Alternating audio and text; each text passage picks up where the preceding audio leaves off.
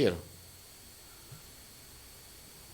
Hola Germán, un gusto, un placer volver a conversar contigo, estar en tu espacio informativo, poder saludar a través tuyo a todos los amigos, los queridos paisanos de allá de San Miguel y de toda la provincia de Bolívar. Para mí siempre un honor y un placer poder acompañarte. Muy bien, Alexis. Yo creo que deberíamos comenzar analizando un poco lo que está sucediendo con esta campaña electoral. Y comenzaremos con una pregunta muy directa. ¿El pueblo ecuatoriano, los candidatos, pueden confiar en el actual CNE? Bueno, no sé si los candidatos, Germán, pero yo creo que más que los candidatos, quienes tienen que estar ahora mismo como que preocupados o pendientes de lo que haga el Consejo Electoral somos nosotros, los ciudadanos.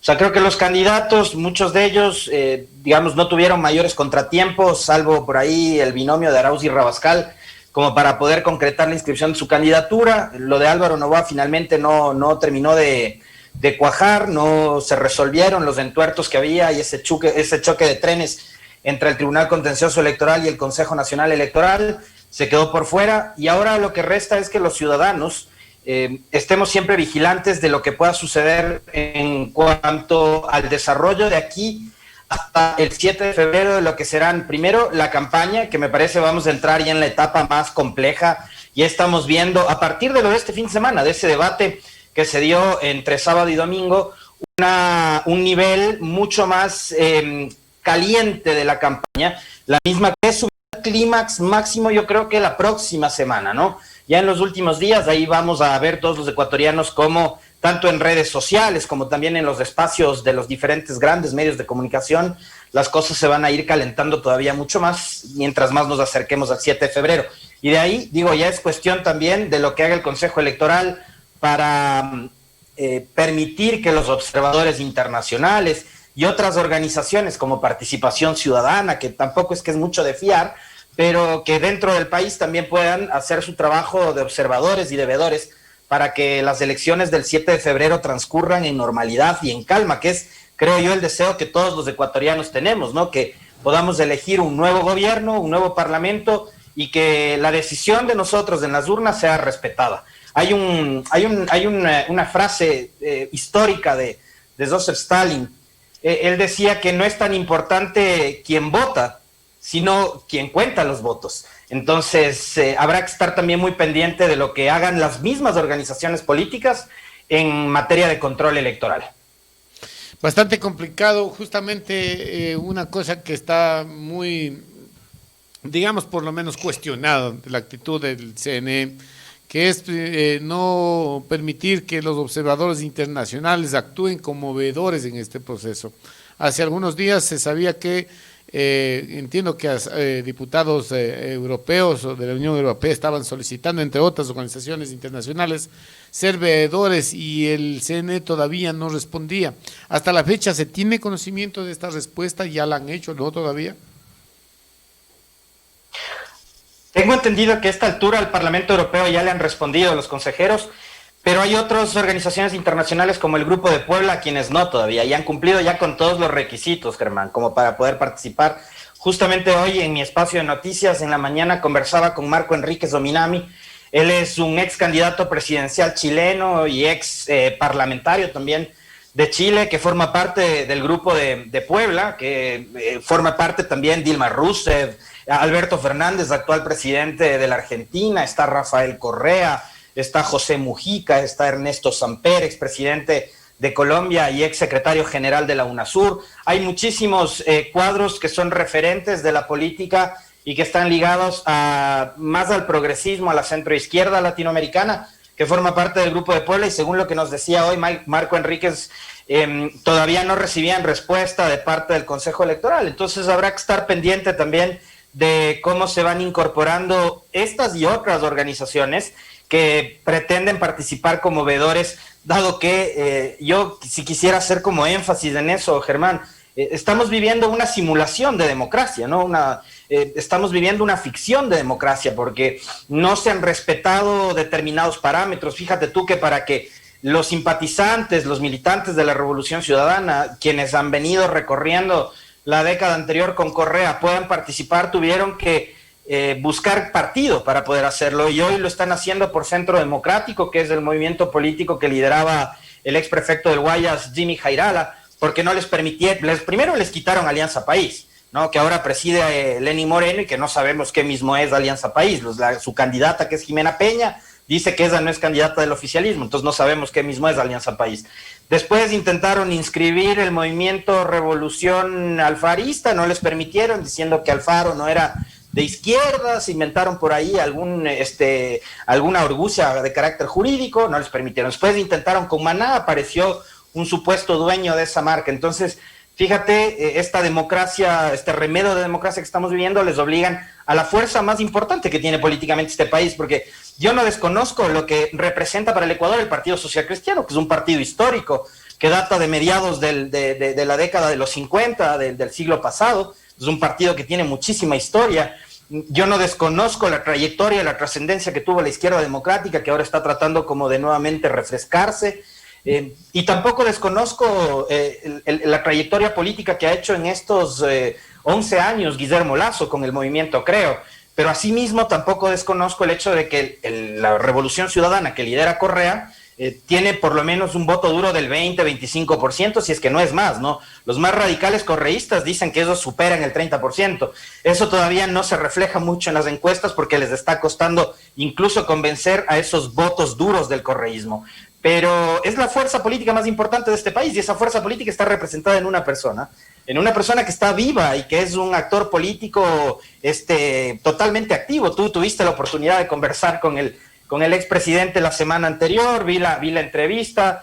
Es un hombre que sigue influyendo en la política ecuatoriana, probablemente es y va a ser en esta elección el gran elector. Correa va a ser un gran elector, o sea, yo estoy totalmente seguro, no me queda ninguna duda de que la participación de Correa como un actor político, no como candidato, pero sí como un actor político vivo, activo, va a ser determinante en esta elección del 7 de febrero. Bastante complicada la situación, pero aquí la gente, especialmente en provincias, muy poco entendemos de qué es lo que está pasando con la política en el país.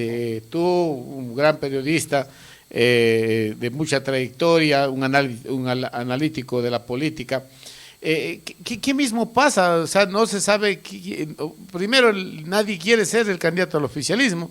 No quiere ser ni Lasso, no quiere ser ni los de la Revolución Ciudadana, perdón, los del Movimiento País, no quiere ser los de Creo, no quiere ser nadie, pero sin embargo, hace pocos meses votaban, ponían ministros, manejaban hospitales, y hoy todos han abandonado el barco.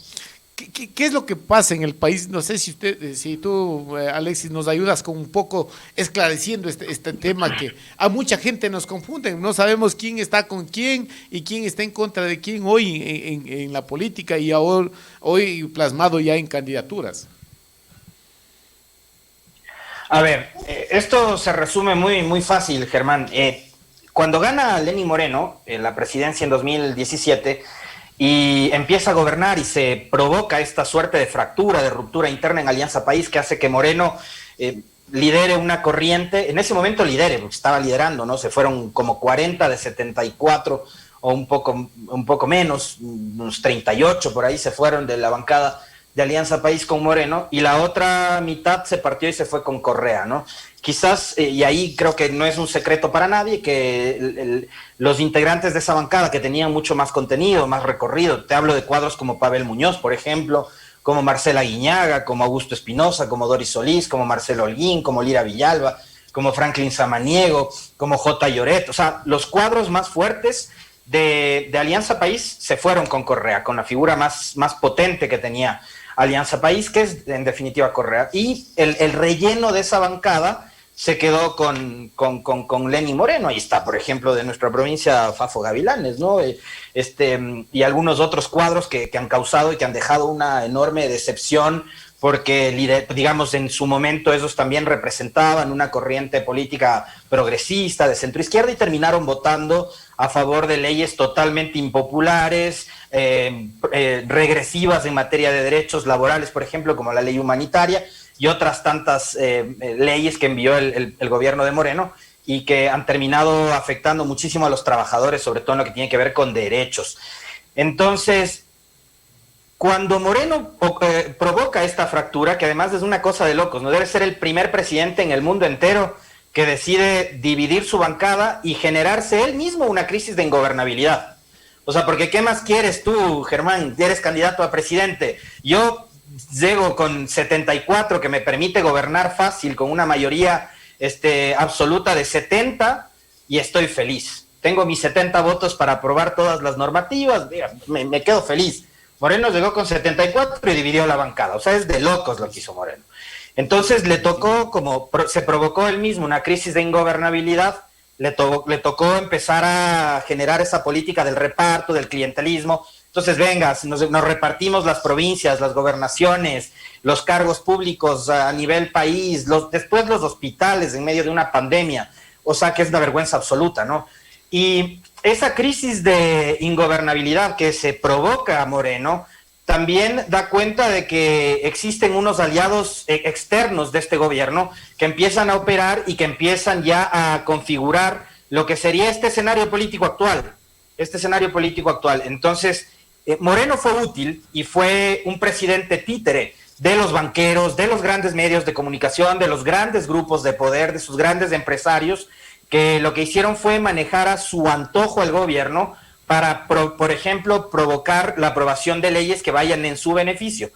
Y esos grupos económicos grandes, que ahora, por ejemplo, están apoyando la candidatura de Guillermo Lasso, que es además banquero, dueño de uno de los 3 bancos más grandes que tiene este país, están dejándolo en el abandono a Lenín Moreno. Y hoy tú tienes también una suerte como que de gobierno que está cerrando su ciclo, que tiene que además concretar parte de lo que son los acuerdos con el Fondo Monetario Internacional y con los organismos multilaterales. Fíjate tú que quieren dejar al Estado en soletas. Tú conversaste sobre este tema con Correa la semana pasada. Ahora resulta que hasta las antenas de CNT quieren vender. O sea, el Ecuador, gobernado por Moreno en este momento, está como los centros comerciales en la posnavidad, en enero, en saldos estamos. Estamos vendiendo todo lo que nos quedó de la época navideña, de invierno, ¿no? Estamos vendiendo ahora en verano. Entonces, ahora hasta las antenas, los fierros de CNT quieren vender, tienen que completar esta última etapa del acuerdo con el fondo para poder seguir teniendo acceso a créditos. Entonces, todos esos aliados que manipularon a Moreno, que usaron a Moreno, que lo usaron además para perseguir, ahora lo están dejando solo, y eso le está generando un escenario súper conflictivo, porque Moreno el 24 de mayo sí o sí tendrá que irse, Germán, pero quienes acompañaron a Moreno en toda esta etapa de traición, no a Correa, porque aquí hay que entender que es muy simple ver como que la traición de Moreno a Correa, no traiciona a Correa Moreno. Moreno traiciona un plan de gobierno, que era el plan de gobierno de la Revolución Ciudadana, el plan Toda una Vida, por el cual ofreció entregar 325,000 casas, por el cual él quería cobijar y arropar desde el Estado a los adultos mayores que no tenían hogar, desde el cual él quería dar empleo, quería dar trabajo a un montón de ecuatorianos. Él traiciona un plan de gobierno. Olvidémonos por un segundo de Correa. Moreno no traiciona solo a Correa. Moreno no traiciona a Paola Pavón, a Virgilio Hernández, a Ricardo Patiño. Moreno traiciona un proyecto político y traiciona a más del 52% de ecuatorianos que votaron por él en 2017. Entonces, ahora todos quienes lo utilizaron a Moreno para posicionar este escenario complejo de la política, que además nos tiene en un desconcierto porque es de locos. Es la primera vez que el Ecuador tiene 16 candidatos presidenciales. Pudimos haber tenido 17. Vamos a tener seguramente una asamblea totalmente atomizada, no va a haber un escenario de mayoría. Y vamos a ir también ahora, probablemente en 2021, a un nuevo escenario de ingobernabilidad que va a ser bastante difícil y complejo para todos en este país. Se ve bien un panorama bastante triste, bastante en tinieblas para el Ecuador. Pero Alexis, tú que estás entrevistando a diario a personajes de la política, de todas las tendencias que existen en el país, incluso internacionales, ¿Hay alguna esperanza para el país de arreglar esto? Porque lo que tú decías hace un instante, están pretendiendo por ese acuerdo con el Fondo Monetario Internacional rifar todo, ¿no? Están vendiendo el banco, intentando vender el Banco del Pacífico, están intentando vender CNT, están intentando vender las eléctricas, las hidroeléctricas, bueno, la gente no sabe qué es lo que está en juego este momento. En el caso de que venga un gobierno que no participó de esta subasta, digamos, si así la podemos llamar, ¿va a haber forma de lo vendido que se devuelva y lo dañado que se arregle? A ver, es bastante complejo y me parece que esa disyuntiva que tú planteas es quizás la que nosotros como ecuatorianos tenemos que hacernos en este momento. Todos los ecuatorianos tenemos que estarnos preguntando lo que tú ahora mismo acabas de preguntar, Germán. ¿Qué va a pasar en este país si es que el gobierno de Moreno concreta la venta de Coca-Cola Sinclair, que ahora mismo le dota al país de más del 30% de electricidad, que nos permite por primera vez en la historia ser exportadores de electricidad a países como Colombia y como Perú, lo que antes no ocurría? El Ecuador no exportaba jamás, más bien lo que teníamos que hacer era importar combustibles fósiles para quemar diésel y a través de la termoelectricidad, contaminando además del ambiente, poder tener electricidad, ¿no?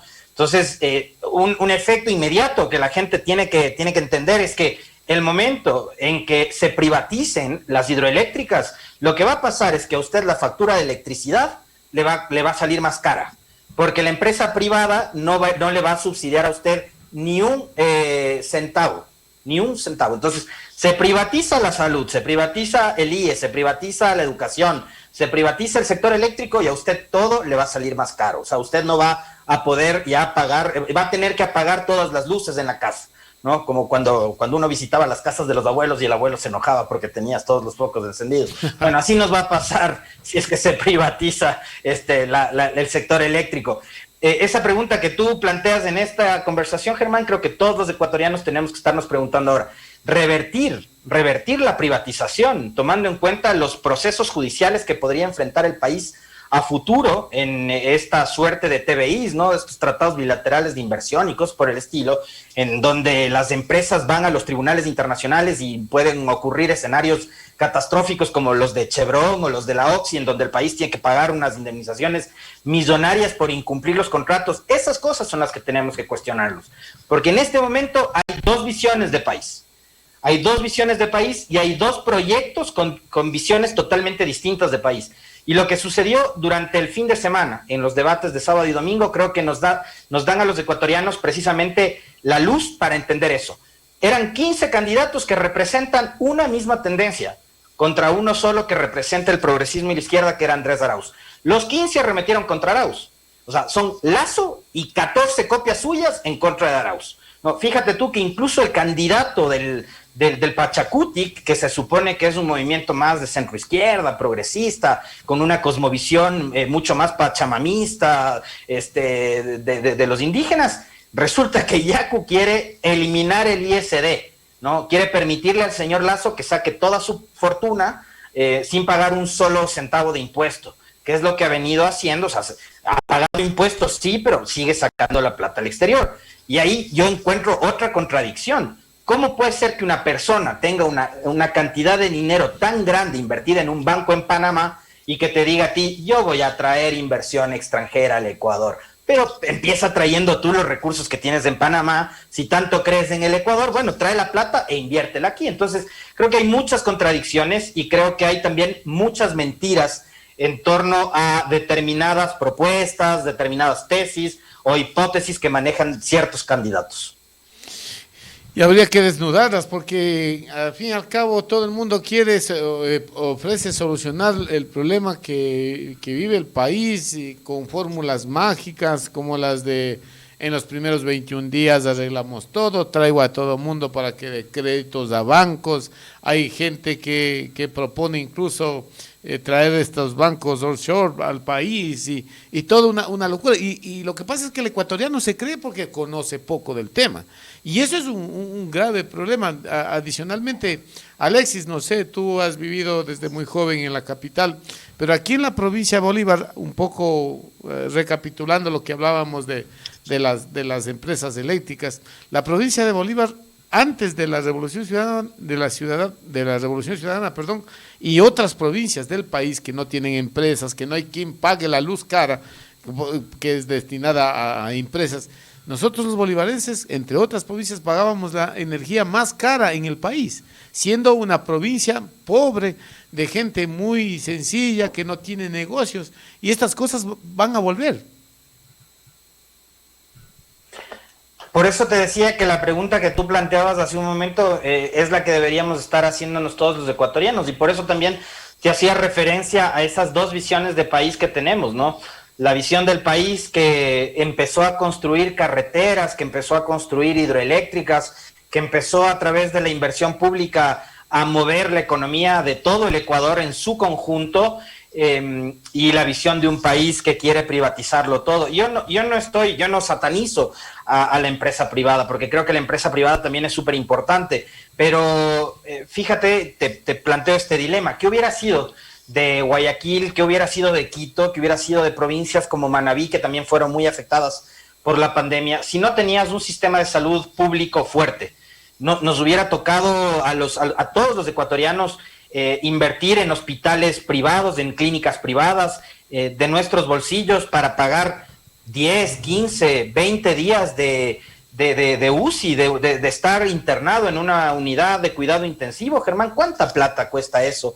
Y ahora tú tienes un Ecuador que por lo menos 3 millones de ciudadanos tienen acceso a la seguridad social y atención médica por todo lo que aportaron gracias a la seguridad social durante su vida laboral, y tienes un sistema público que ha podido atender a la mayoría de ciudadanos que se han contagiado por el virus. ¿Qué pasaría, Germán, nuestra provincia, que tiene una población rural súper grande, súper extensa y súper dispersa? ¿Qué pasaría de todos los niños, los jóvenes que crecen en el campo y que no tendrían acceso a la educación, porque resulta que viene un gobierno con una visión mucho más liberal del mercado y cree que la educación tiene que ser manejada por privados, y al campesino de nuestra provincia le tocaría, no sé, pagar 10, 20, 30 dólares al mes de la cuota mensual? Capaz que para ti o para mí o para quienes estamos en la zona urbana, esos 20, 30 dólares no representan mucho, pero para un campesino, para una persona que vive de la agricultura, que vive del campo, que tiene 1 o 2 vaquitas para poder subsistir, esos 30 dólares o 20 dólares que le costaría la mensualidad de la educación de su niño significa muchísimo, significa dar de comer a toda su familia, porque además estas familias en el campo no son pues papá, mamá y un hijo o una hija, son papá, mamá y 3, 4, 5 hijos. Entonces pensemos en qué es lo que pasaría con esos niños. Esta condición de la pandemia, la teleeducación, también te ha planteado varias dudas, ¿no? Todos los chicos tienen acceso a internet, Germán. No tienen todos los chicos acceso a internet. Entonces, todos esos recursos cuestan, ¿no? Todas esas herramientas tecnológicas tienen un valor y tienen un costo. Ahora, las propuestas de campaña. Entiendo yo que, Alexis, tú como el periodista que lo eres y un analista político muy importante en el país, debes haber escuchado. Yo confieso no haber escuchado casi nada, porque uno ya advierte lo que va a pasar, ¿no? Entonces, de entre las propuestas que se escuchan, hay realmente propuestas descabelladas, ¿no? Que proponen, por ejemplo, convertir a Ecuador en un paraíso fiscal para que vengan platas de con que venga plata, venga el narcotráfico, venga de lo que sea. Y también hay propuestas que hay que analizarlas. En este contexto, Alexis, ¿cuál sería, según tu análisis, las propuestas más serias que se pudieron, o las menos, menos alocadas, por decir algo, las que se presentaron en este famoso debate, que a mucha gente no le gustó, no vieron como una solución a esclarecer sus dudas en este debate? Ahora, verás, sobre el debate, hay algunas posiciones a las que yo también he llegado como conclusión después de haber conversado con con algunos analistas acá en el país. Conversé el sábado con David Villamar, que es un matemático, un economista de lo joven y bastante bueno, ¿no? Con mucha profundidad en su análisis. Conversé con Franklin Ramírez, que es profesor y catedrático universitario de Flaxo el domingo antes del debate. Y entre ayer y hoy conversé con Ramiro Aguilar y con Diego Diegues, que es un consultor político argentino. Y con todos ellos llegábamos a la conclusión que lo del sábado y el domingo no fue un debate, fue una suerte de exposición, de panel, de foro, en donde los 16 candidatos por separado pudieron presentar sus propuestas de campaña, ¿no? Sus planes de gobierno, y que si bien eso les permitió, este espacio les permitió en televisión nacional, en cadena nacional, que eso además estuvo muy bien, por cierto, es de las pocas cosas que ha hecho bien el CNE, les permitió informar sobre qué es lo que piensan hacer, no les permitió profundizar, porque creo que ahí tampoco el ejercicio de los moderadores sirvió para eso, no permitió profundizar en cómo lo harían, ¿no? En el cómo creo que nos quedan debiendo absolutamente todos, salvo quizás yo sí le destaco más a Andrés Arauz por su condición de economista, de conocedor del manejo de la administración pública. Él sabe mucho sobre el tema de la legislación, del código monetario, financiero, de planificación. Él fue funcionario de Semplades, entonces yo ahí sí destaco, digamos, que se distinguió del resto, ¿no? Y Arauz fue uno el sábado y fue otro el domingo, donde entró ya mucho más solvente, con más aplomo, salió a enfrentar a todos los candidatos que le empezaron a atacar, empezando por el cantante Juan Fernando Velasco, ¿no? Que fue el que primero le empezó a atacar a Arauz. Pero de ahí me encontré con un montón de propuestas descabezadas, es decir, en lugar de propender, por ejemplo, a la consolidación del Estado y a devolvernos la institucionalidad, un candidato como Yacu Pérez lo que propone es eliminar instituciones. Entonces, eliminemos el Consejo de la Judicatura, eliminemos la Agencia Nacional de Tránsito, eliminemos el Consejo de Participación Ciudadana. Quiere eliminar todo él, ¿no?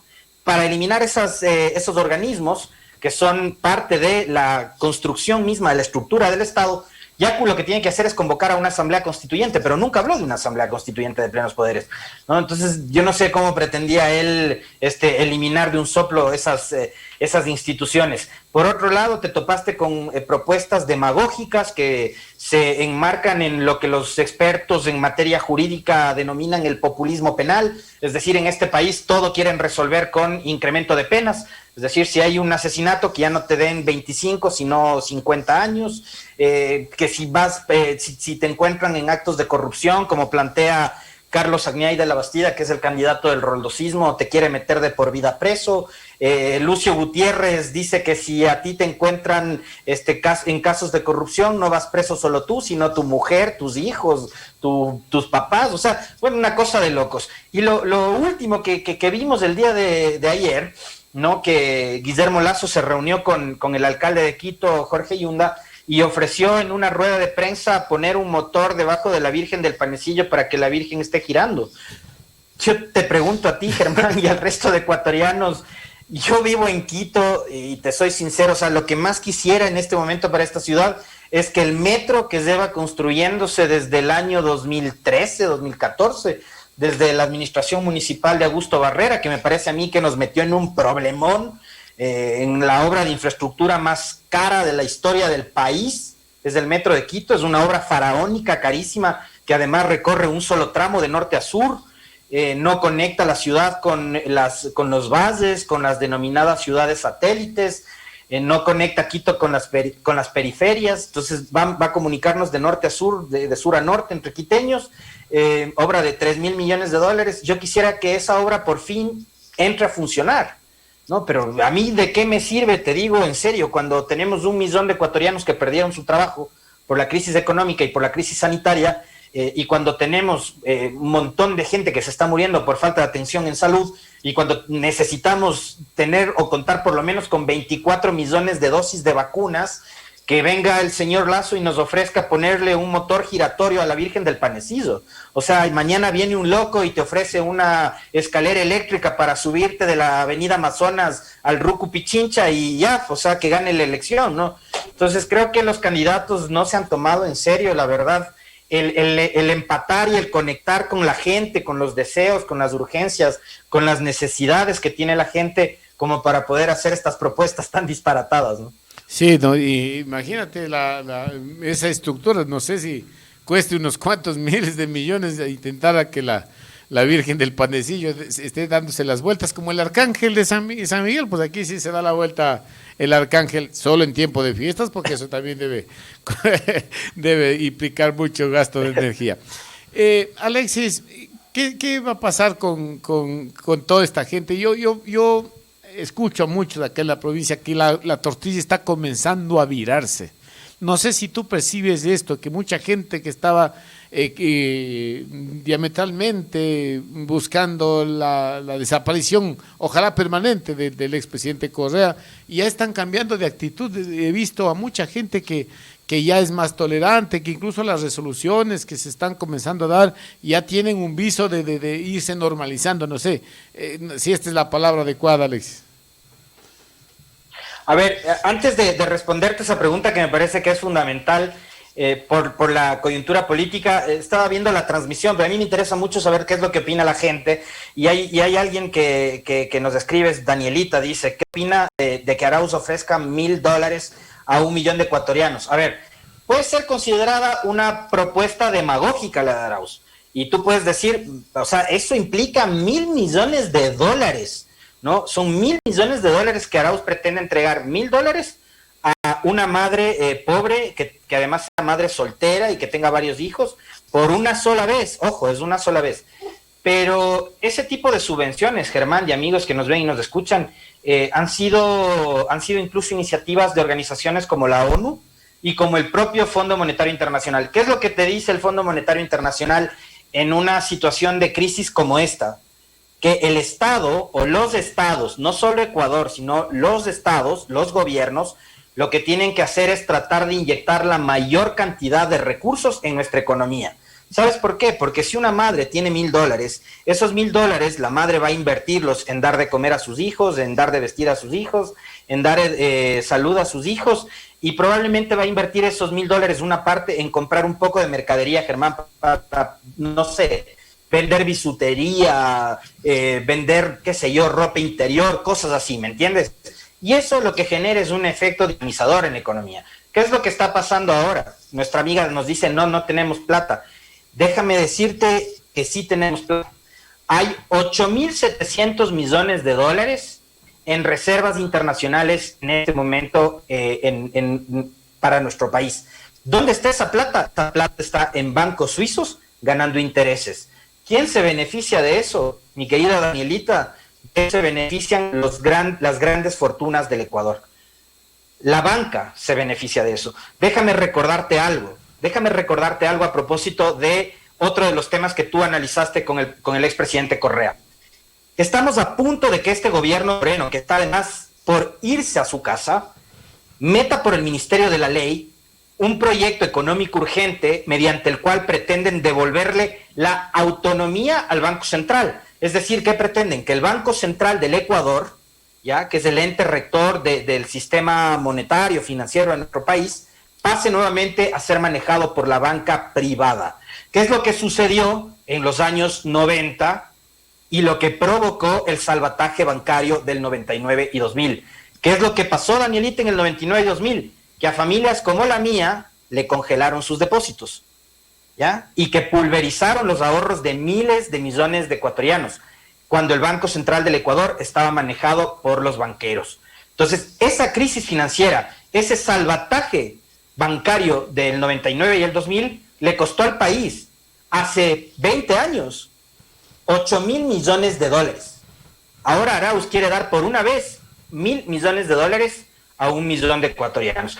Creo que hay una diferencia enorme. Fíjate que Joe Biden, el presidente de los Estados Unidos, que está próximo a asumir el día de mañana Joe Biden ya va a asumir la presidencia de los Estados Unidos, por fin se acaba el régimen de terror de Donald Trump.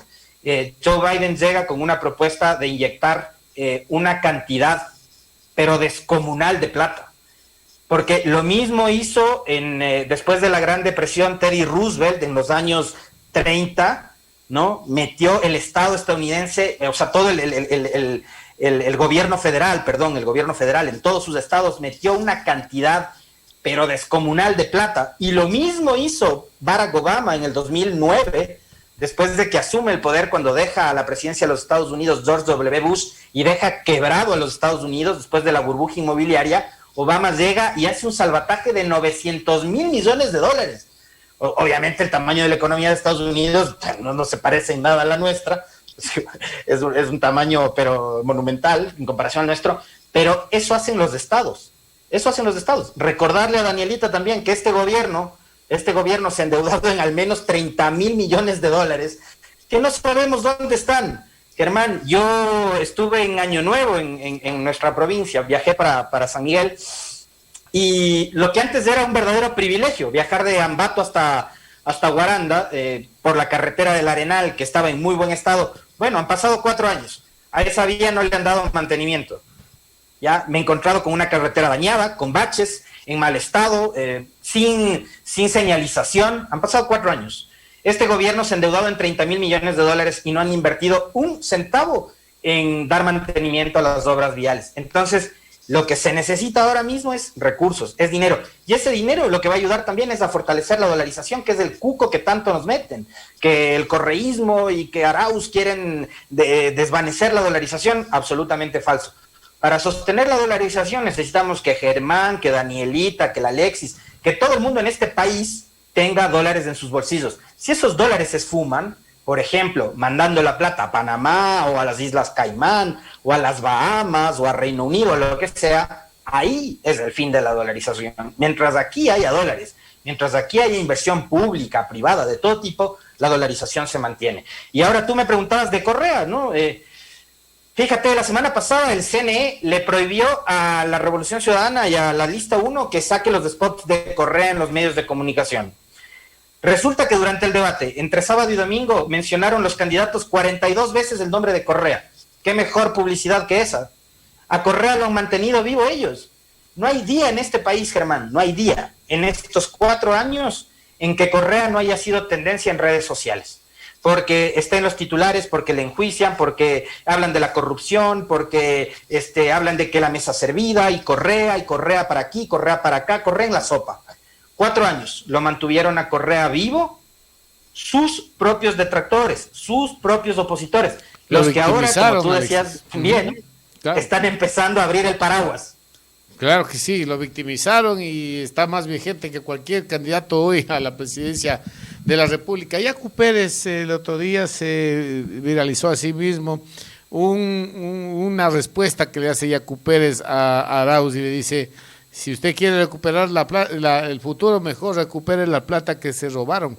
¿Qué pasa con esto de los famosos robos, ¿no? que hablan de 70 mil millones? Correa decía: si tuvimos 100 mil millones para invertir, somos magos que nos robamos 70 mil y se hizo tanta obra. ¿Qué pasa en realidad con estos temas que se le acusan al expresidente Correa?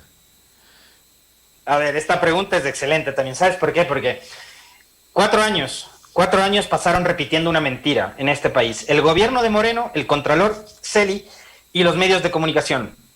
Que Correa se llevó 70 mil millones de dólares.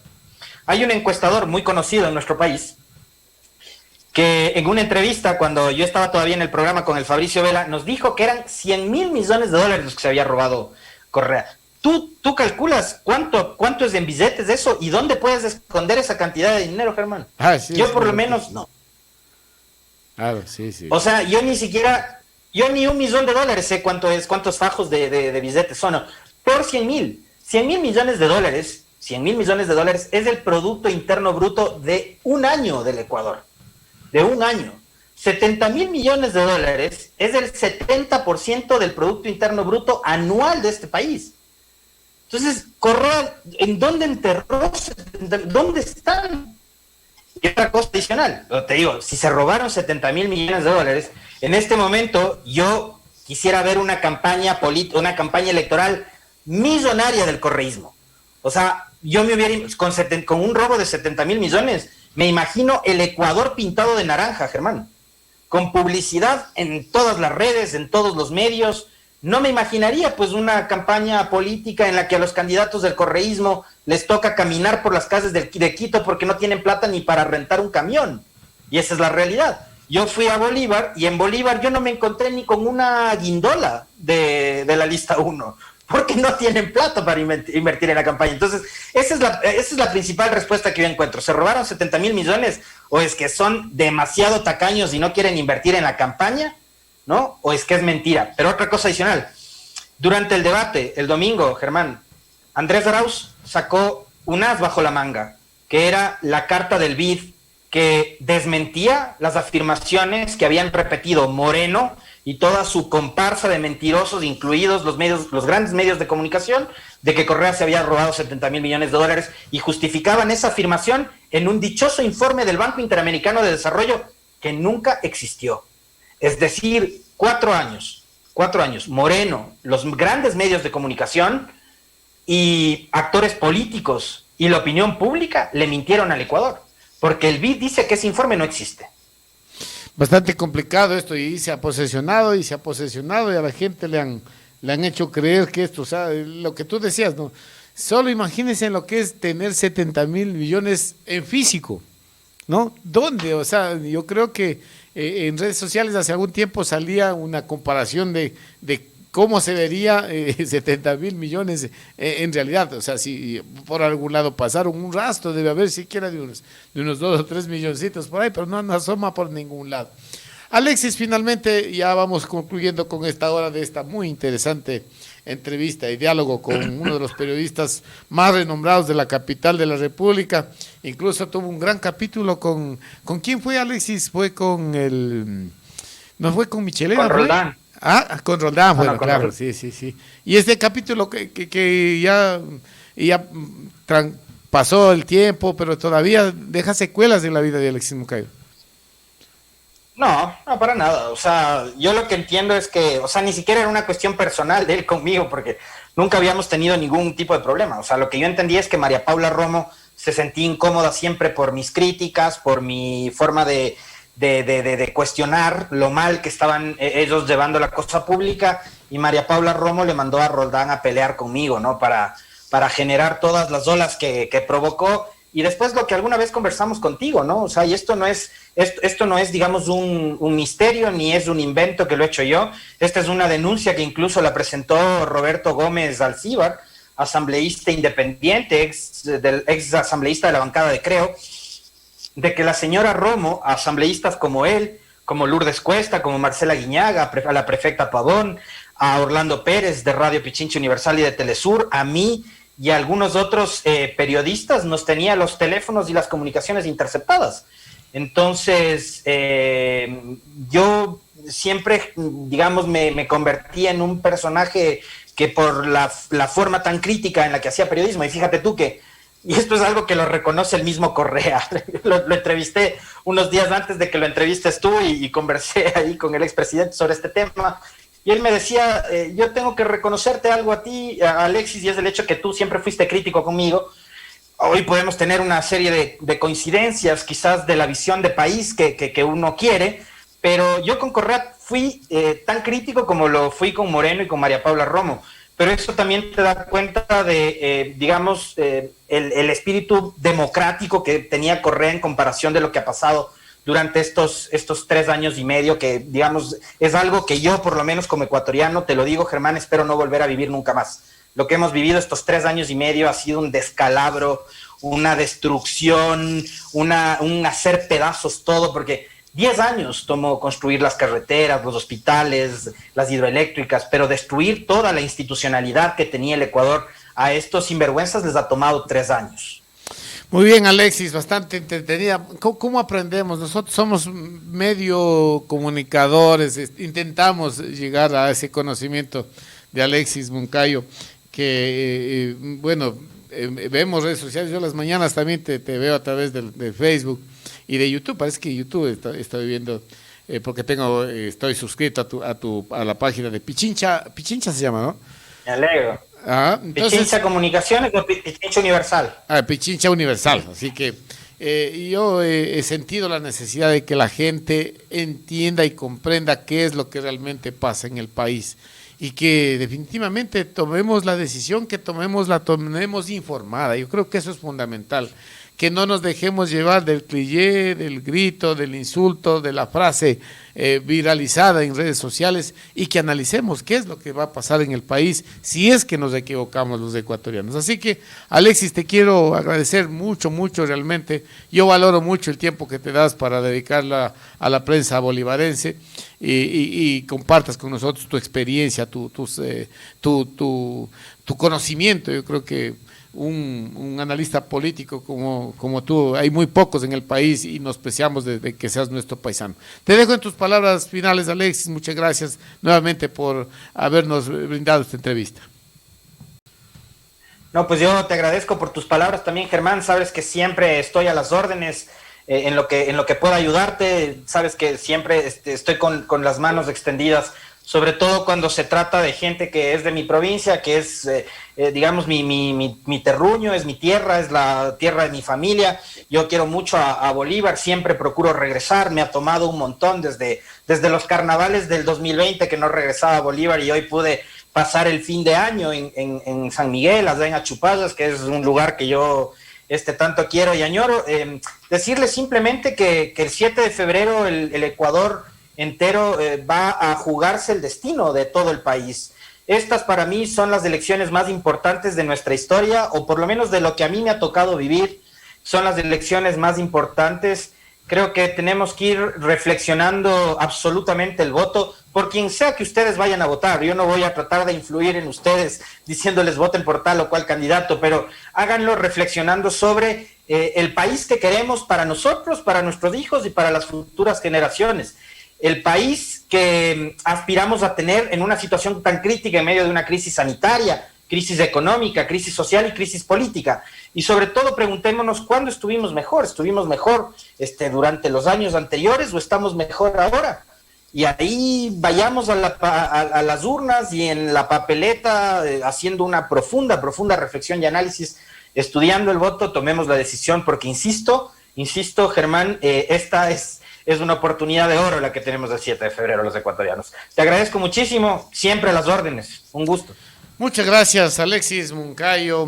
Nos ha dispensado con un poco de